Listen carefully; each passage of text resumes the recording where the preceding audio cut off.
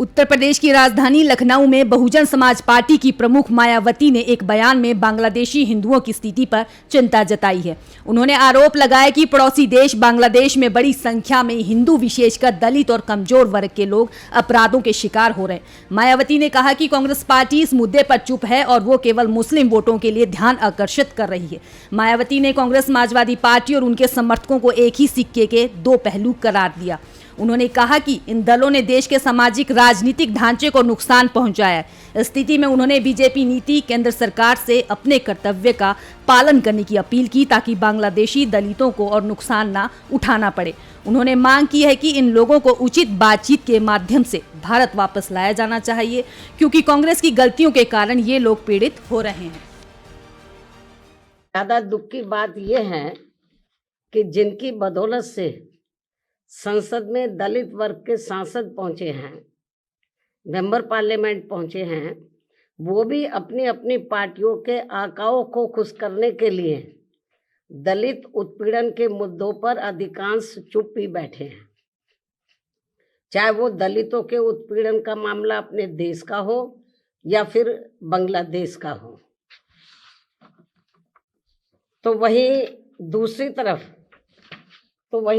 तरफ पड़ोसी देश बांग्लादेश में हिंदू जो बड़ी संख्या में जुर्म जाति के वहाँ शिकार हो रहे हैं, उसमें अधिकांश संख्या उन दलितों की है, उन वीकर सेक्शन के लोगों की है, कमजोर तबके के लोगों की है, खासकर दलितों की है, जिनकी भारत देश में बहुलता होते हुए भी बंटवारे में जबरन उनको बाबा साहब डॉक्टर भीमराव अंबेडकर को संविधान सभा में चुनकर भेजने की सजा के तौर पर पाकिस्तान को दे दिया गया था।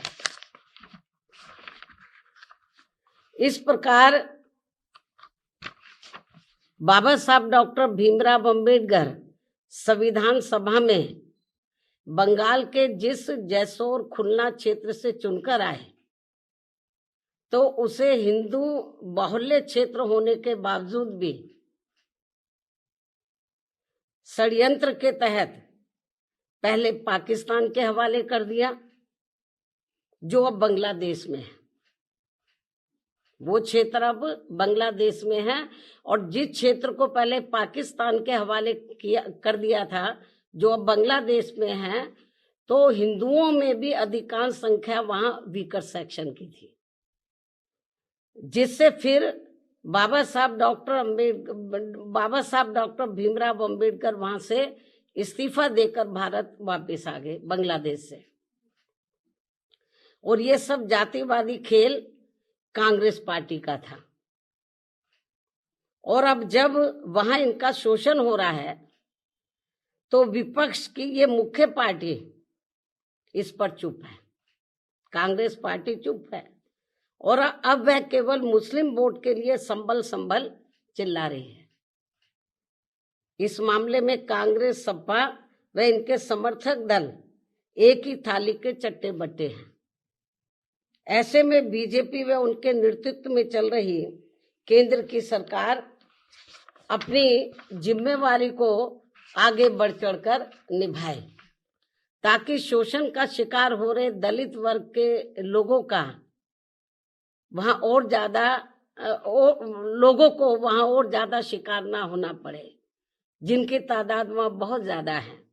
या फिर कांग्रेस की इस गलती का, जो अब वहां दलितों को नुकसान उठाना पड़ रहा है, तो उन्हें वहां की सरकार से बातचीत करके भारत में वापस लाया जाए।